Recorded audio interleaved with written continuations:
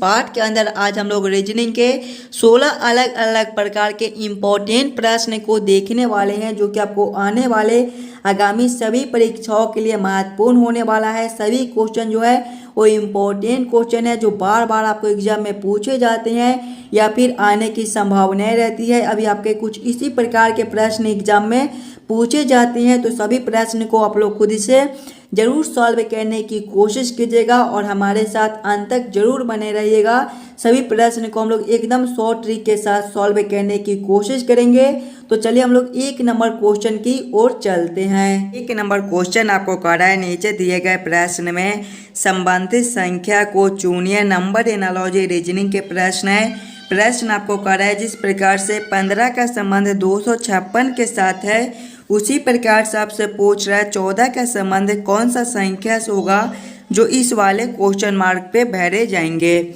जब भी आपको इस प्रकार के नंबर एनालॉजी रीजनिंग के प्रश्न देखने को मिले, तो सबसे पहले आप लोग ये सोचिएगा ये 15 से 256 कैसे लिख रहा है। 15 से 256 हम लोग किस प्रकार से ला सकते हैं। अगर आप लोग ध्यान से देखिएगा मेरे भाई, तो ये आपका 15 है और ये आपका 256 है। 256 क्या होता है आपका 16 का स्क्वायर आपका कितना होता है 256 होता है। और यहाँ पर देखिए 15 लिखा हुआ है, यानी कि 15 प्लस हम लोग 1 करेंगे तो आपका 16 और 16 का स्क्वायर आपका 256 होता है। उसी प्रकार से देखिएगा तो संख्या आपका यहाँ पर 14 दिया गया है। यहाँ पर संख्या 15 था तो प्लस 1 कर दिए थे, तो वही सेम हम लोग इसमें भी करेंगे। संख्या 14 है तो 14 प्लस 1 करेंगे तो आपका 15, और उसके बाद देखिए स्क्वायर कर दिए थे तो इसमें भी स्क्वायर कर देंगे। 15 का स्क्वायर आपका 225 होता है। 225 कौन से ऑप्शन में है, ऑप्शन नंबर ए में आपका 225 दिया गया है, जो कि आपके सही उत्तर हो जाएंगे। इस वाले क्वेश्चन मार्क पे आपका 225 भरा जाएगा। क्लियर है। चलिए अगले प्रश्न की ओर हम लोग चलेंगे, क्वेश्चन नंबर 2 की ओर। ये रहा क्वेश्चन नंबर 2। क्वेश्चन नंबर 2 आपको कह रहा है, नीचे दिए गए प्रश्न में लुप्त संख्या ज्ञात करें। मिसिंग नंबर से रिलेटेड क्वेश्चन आपका यहाँ पर क्वेश्चन मार्क है। इन्हीं क्वेश्चन मार्क पे कौन सी संख्या भरी जाएगी, ये आप लोगों से पूछ रहा है। और याद रखिएगा मिसिंग नंबर से भी रिलेटेड क्वेश्चन आपको सभी एग्जाम में पूछे जाते हैं, तो पहले आप लोग वीडियो को रोक लीजिएगा और खुद से जरूर सॉल्व करने की कोशिश कीजिएगा। इस वाले क्वेश्चन मार्क पे आपका कौन सा संख्या भरा जाएगा। जब भी आपको मिसिंग नंबर से रिलेटेड क्वेश्चन देखने को मिले, तो पहले आप लोग क्वेश्चन को पैटर्न को समझने की कोशिश कीजिएगा। आपका किस प्रकार का प्रश्न है, इसे हम लोग कैसे जल्द से जल्द सॉल्व कर सकते हैं। अगर आप लोग ध्यान से देखिएगा नीचे की ओर, तो आपका बड़ा बड़ा संख्या है 90 है, 65 है और इसके बाद क्वेश्चन मार्क है। तो ऐसे प्रश्न को हम लोग पहले इस लाइन से सॉल्व करने की कोशिश करेंगे। 8, 7 और 6 से ये 90 कैसे लिख रहा है, 7, 6, 5 से ये 65 कैसे लिख रहा है। उसी प्रकार से हम लोग सोचेंगे आपका 6, 5 और 4 से कौन सा संख्या बनेगा, जो इस वाले क्वेश्चन मार्क पे भरे जाएंगे। देखिएगा पहले हमें 8, 7 और 6 से 90 लाना है। क्या करेंगे हम लोग इन्हीं तीनों संख्याओं को, ताकि हमारा 90 बन जाए। अगर पहले हम लोग दोनों संख्याओं को आपस में जोड़ लें, यानी कि पहला संख्या प्लस दूसरा संख्या करेंगे, 8 प्लस 7 करेंगे तो आपका कितना हो जाएगा 15, और 15 गुना तीसरा संख्या आपका 6 है। देखिएगा तीसरा संख्या 6 है, 15 गुना 6 मेरे भाई आपके 90 होते हैं। देखिए 90 आपका यहाँ पर लिखा हुआ है। उसी प्रकार से हम लोग इसमें करेंगे। तो पहला संख्या आपका 7 है, दूसरा संख्या 6 है। 7 प्लस 6 करेंगे तो आपका कितना हो जाएगा 7 प्लस 6 करेंगे तो 13, गुना करेंगे तीसरा संख्या इसमें आपका 5 है।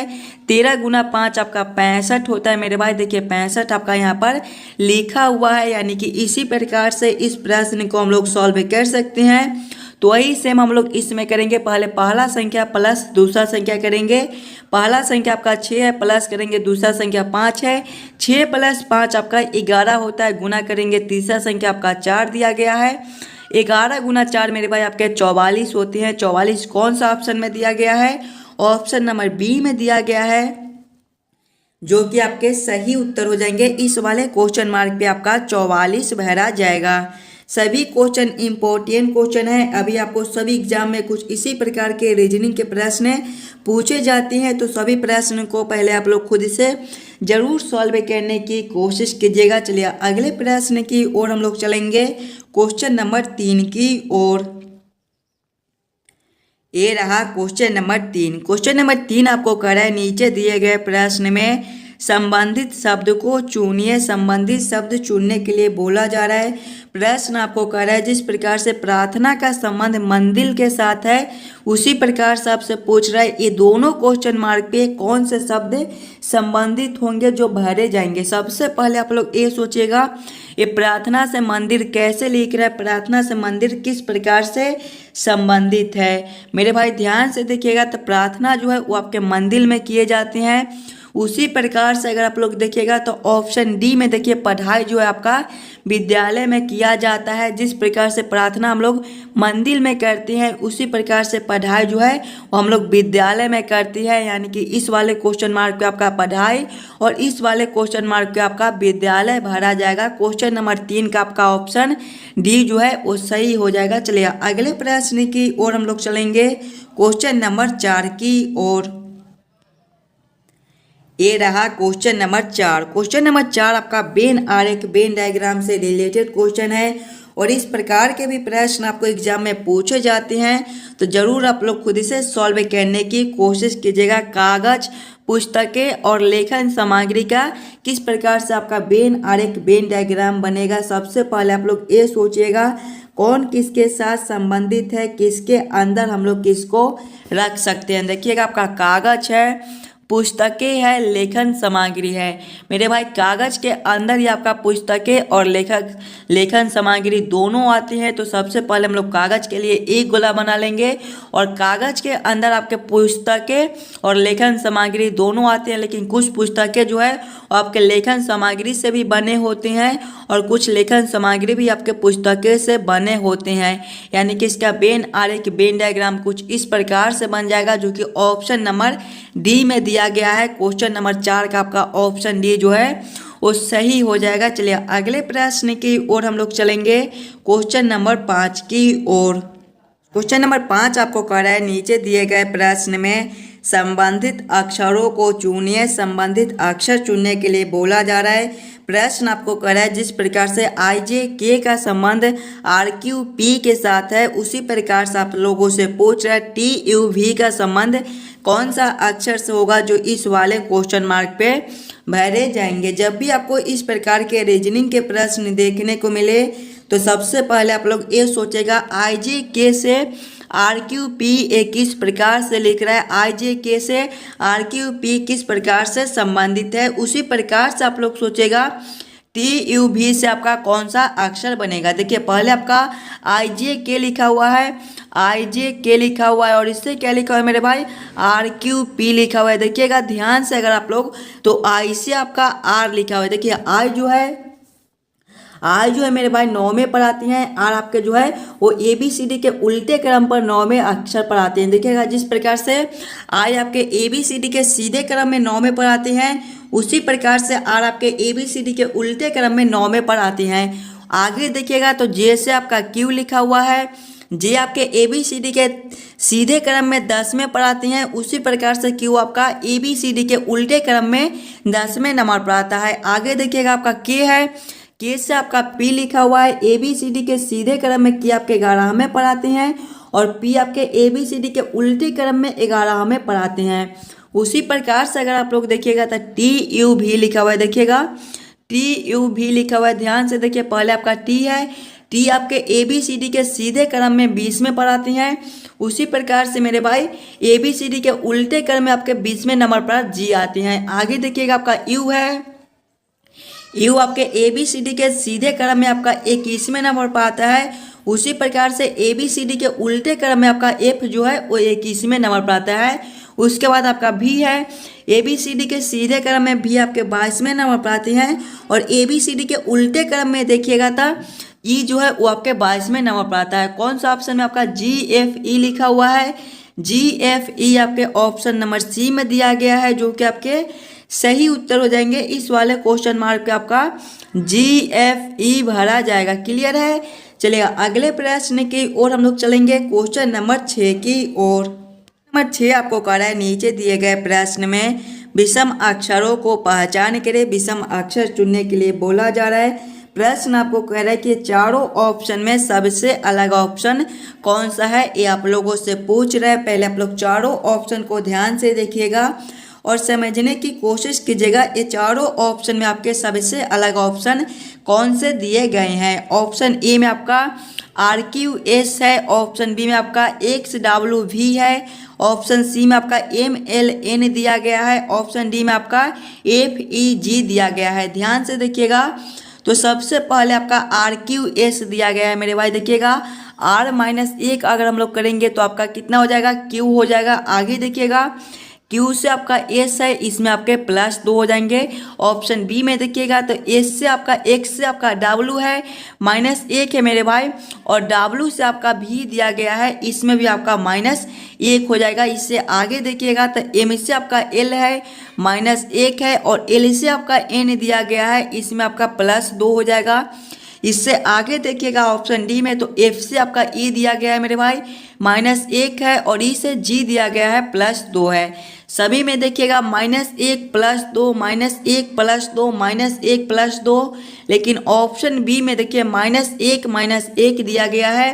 तो सबसे अलग आपके ऑप्शन बी हो जाएंगे। क्वेश्चन नंबर 6 का आपका ऑप्शन बी सही हो जाएगा। चलिए अगले प्रश्न की ओर हम लोग चलेंगे, क्वेश्चन नंबर 7 की ओर। क्वेश्चन नंबर 7 आपको कह रहा है नीचे दिए गए प्रश्न में विषम शब्द को पहचान करें। विषम शब्द चुनने के लिए बोला जा रहा है। जब भी आपको विषम शब्द चुनने के लिए बोले तो सबसे पहले आप लोग चारों ऑप्शन को ध्यान से देखिएगा और समझने की कोशिश कीजिएगा ये चारों ऑप्शन में आपके सबसे अलग ऑप्शन कौन से दिए गए हैं।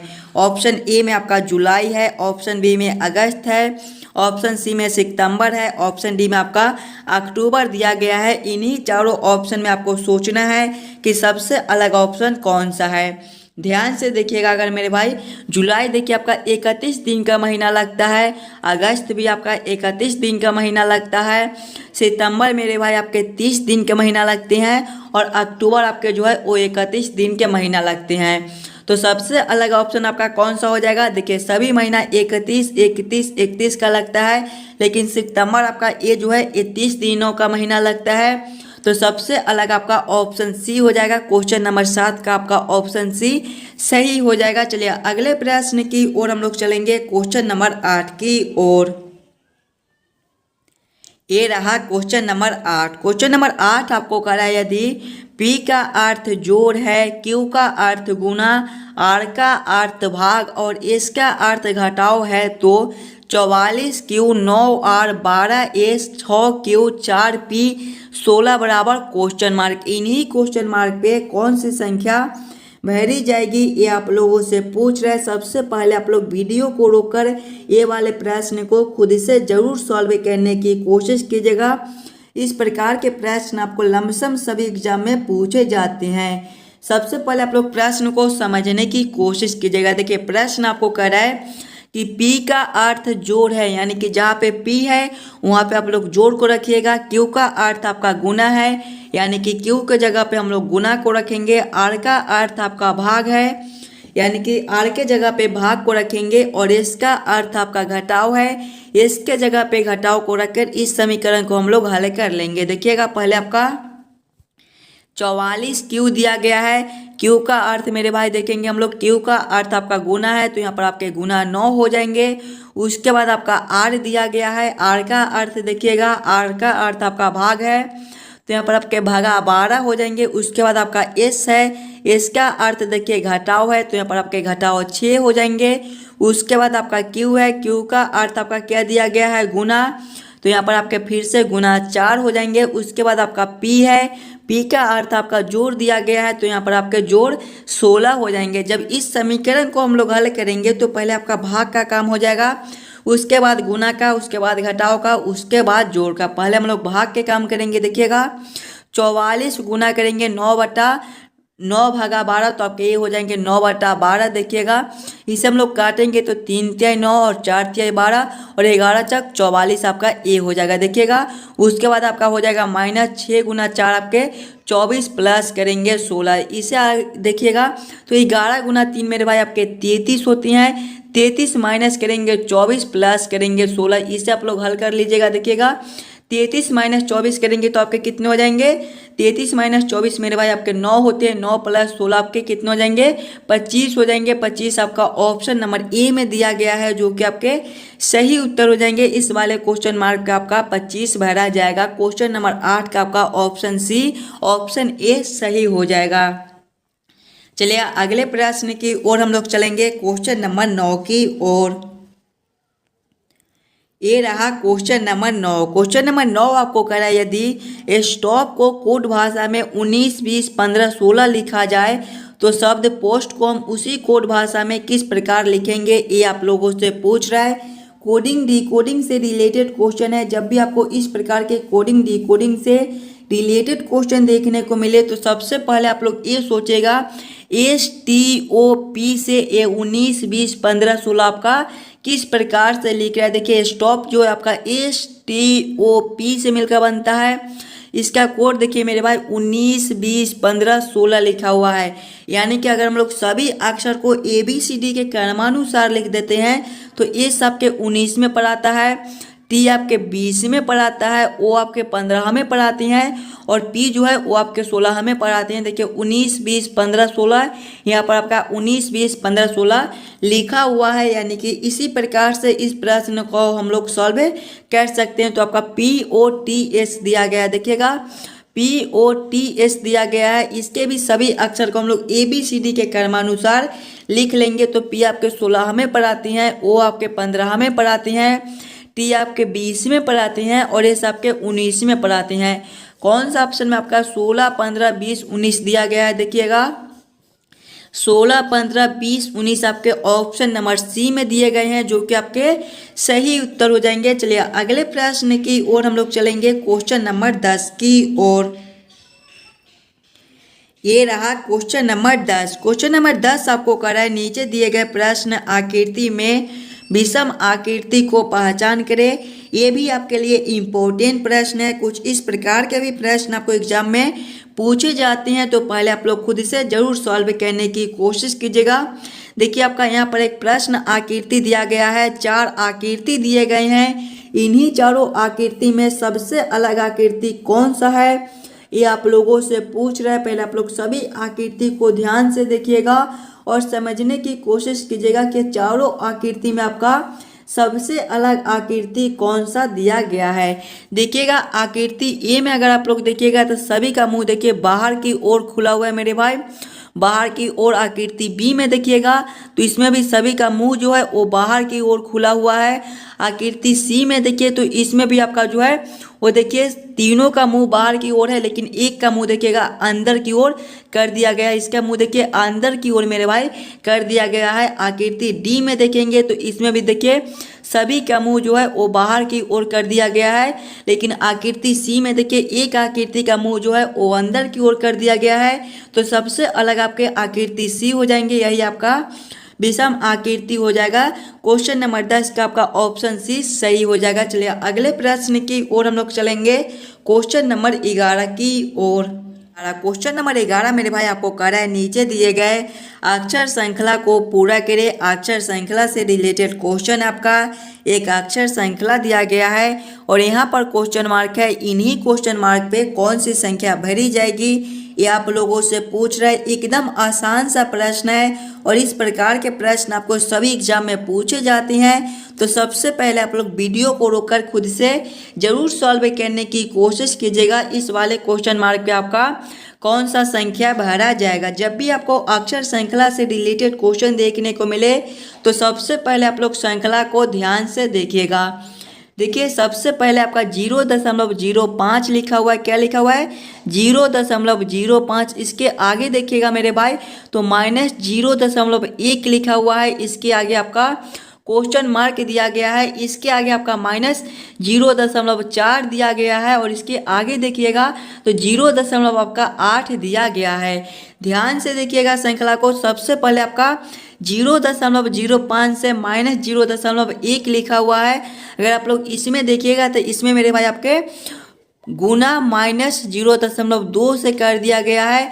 अगर हम लोग 0.05 गुना -0.2 करेंगे तो आपका -0.1 हो जाएगा। आगे देखिएगा मेरे भाई, तो आगे आपका क्वेश्चन मार्क है और इसके आगे देखिए -0.2 से 0.8 लिखा हुआ है। इसमें भी मेरे भाई आपके गुना -0.2 कर दिया गया है। जब हम लोग -0.4 गुना -0.2 करेंगे तो आपके 0.8 हो जाएगा, यानी कि सभी में गुना -0.2 कर दिया गया है। तो वही हम लोग यहाँ पर भी करेंगे, गुना करेंगे -0.2। देखिएगा -0.1 गुना करेंगे हम लोग -0.2, तो आपके कितने हो जाएंगे मेरे भाई, ये आपका सीधा 0.2 हो जाएगा। 0.2 आपके इस वाले क्वेश्चन मार्क पे भरे जाएंगे। और आगे देखिएगा तो 0.2 से आपका -0.4 लिखा हुआ है मेरे भाई, इसमें भी आपके गुना -0.2 से कर दिया गया है।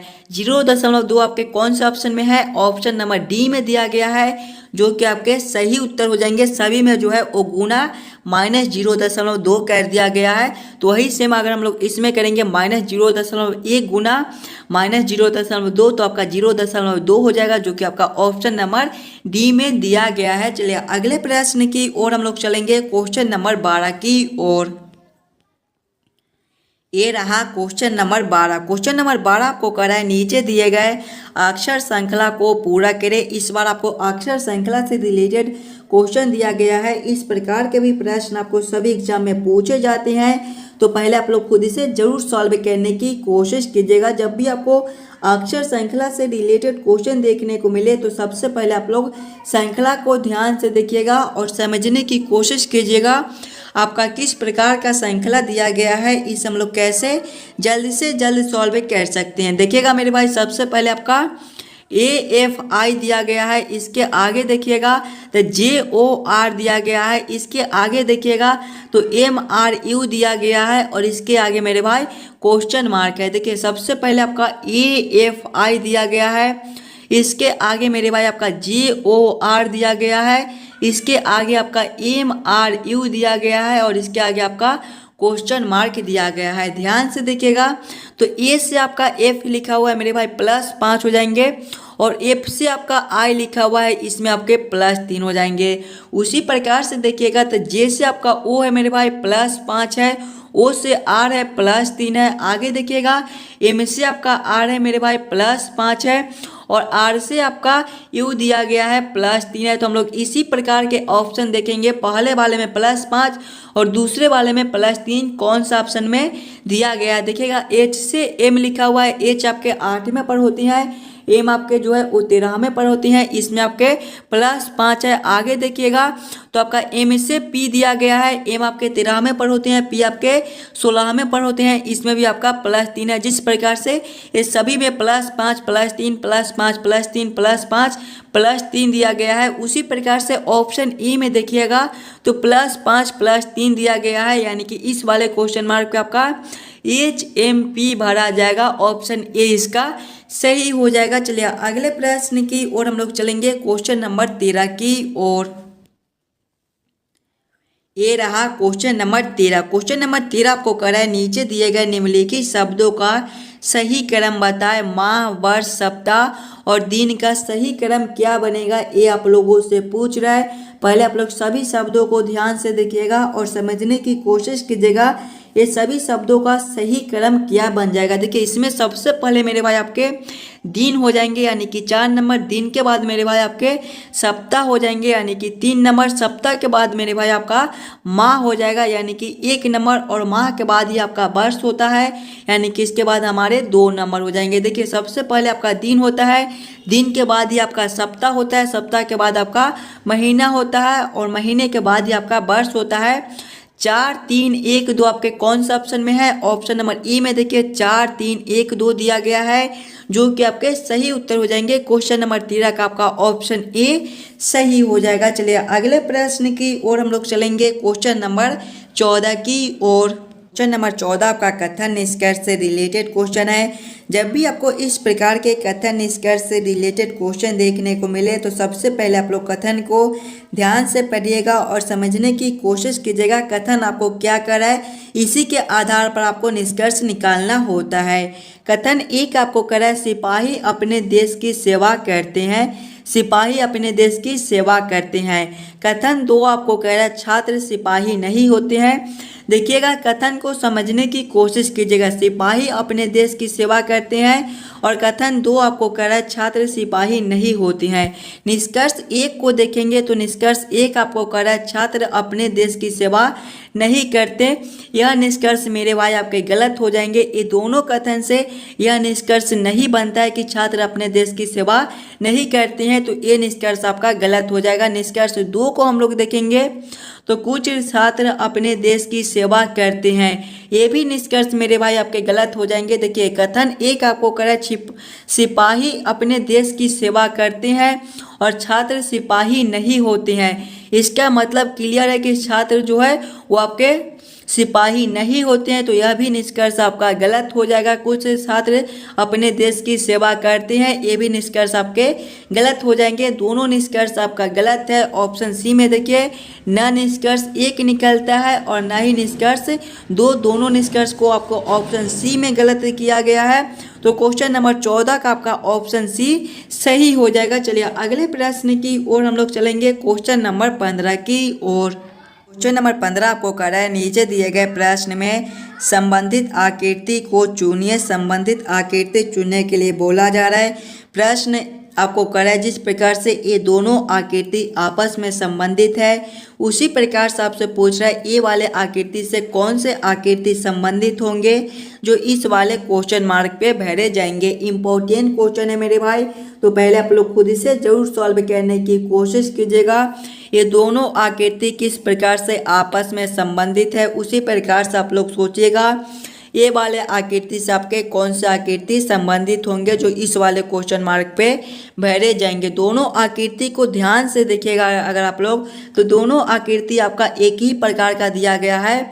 अगर हम लोग ए वाले आकृति को 90 डिग्री घुमा देंगे मेरे भाई तो आपके कुछ इस प्रकार के आकृति प्राप्त हो जाएंगे।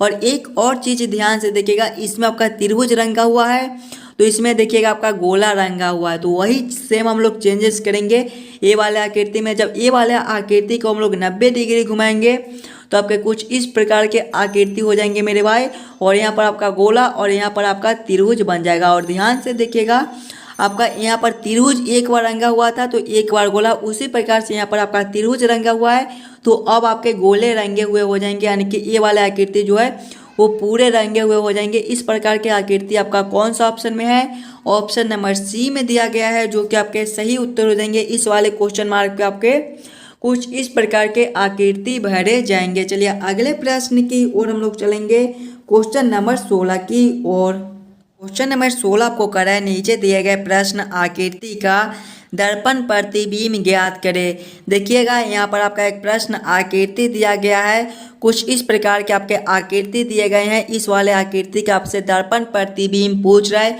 और इस प्रकार के प्रश्न मेरे भाई हम लोग हर पार्ट में करते थे, तो इस वाले प्रश्न को आप लोग खुद से जरूर सॉल्व करने की कोशिश कीजिएगा।